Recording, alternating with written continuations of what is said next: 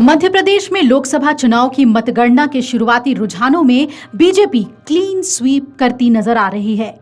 लेकिन बात करें इंदौर लोकसभा सीट की तो यहां नोटा भी सारे रिकॉर्ड तोड़ता नजर आ रहा है। यहां दोपहर 12 बजे तक नोटा को 1,27,277 वोट मिल चुके थे। इसके साथ ही नोटा को वोट मिलने का सिलसिला बढ़ता ही जा रहा है। इंदौर इस मामले में इस बार रिकॉर्ड बना सकता है। इंदौर से बीजेपी प्रत्याशी शंकर लालवानी 7 लाख से ज्यादा वोटों से आगे चल रहे हैं। उन्होंने 12 बजे तक 7,41,586 वोट हासिल कर लिए थे। वहीं बसपा प्रत्याशी संजय सोलंकी को 32,312 वोट मिले। आपको बता दें कि इंदौर में कांग्रेस से टिकट मिलने के बाद अक्षय कांति बम ने अपना नामांकन ही वापस ले लिया था और बीजेपी में शामिल हो गए थे। इससे इंदौर सीट पर कांग्रेस चुनाव से बाहर हो गई थी।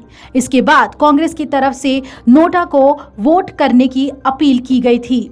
इस दौरान इंदौर से 8 बार की सांसद और पूर्व केंद्रीय मंत्री लोकसभा अध्यक्ष रही सुमित्रा महाजन की नाराजगी भी दिखाई दी थी। भारत में पहली बार 2013 में नोटा का इस्तेमाल किया गया। इसमें मतदाताओं को ईवीएम में ये बताने का विकल्प मिला कि वो किसी भी उम्मीदवार को पसंद नहीं करते हैं, वो उन्हें वोट नहीं देंगे। नोटा को नेगेटिव वोट भी कहा जाता है। कई लोग नोटा को वोट की बर्बादी भी मानते हैं। चलिए आपको बताते हैं कि नोटा को भारत में चुनाव में क्यों लाया गया था और इसका पूरी चुनाव प्रक्रिया पर क्या असर पड़ा। अभी चल रहे लोकसभा चुनाव में गुजरात के सूरत में बीजेपी प्रत्याशी निर्विरोध विजेता घोषित किए गए। इसके बाद ये सवाल सबके मन में उठा, वो ये कि अगर नोटा को सबसे ज्यादा वोट मिले तो क्या होगा। मौजूदा नियमों के तहत अगर मतदान में नोटा को सबसे ज्यादा वोट मिलते हैं तो नोटा के बाद सबसे अधिक वोट पाने वाले उम्मीदवार को विजेता घोषित किया जाएगा। सुप्रीम कोर्ट ने अप्रैल में नोटा को बहुमत मिलने पर क्या होगा इसके सवाल को उठाने वाली याचिका पर सुनवाई करते हुए चुनाव आयोग से जवाब मांगा था। चुनाव आयोग ने 2013 में सुप्रीम कोर्ट के आदेश पर इसे लागू किया।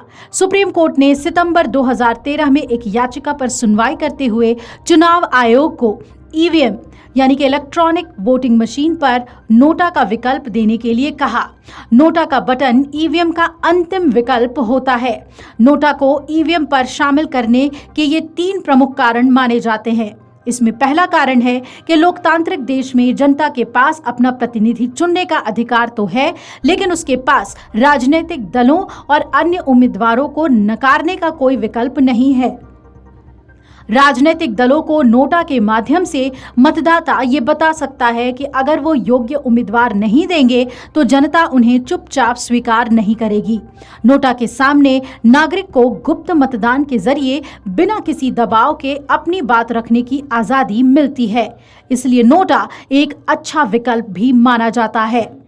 देश में सबसे साफ सुथरे शहर के तौर पर रिकॉर्ड बनाने वाला इंदौर क्या अब नोटा के मामले में भी रिकॉर्ड बनाएगा, ये देखना अहम होगा। Video desk Amar Ujala. अगर आप ये वीडियो YouTube पर देख रहे हैं तो हमारे चैनल को सब्सक्राइब करें और बेल आइकन को दबाना ना भूलें। अगर आप Facebook पर ये वीडियो देख रहे हैं तो हमारे पेज को लाइक करें।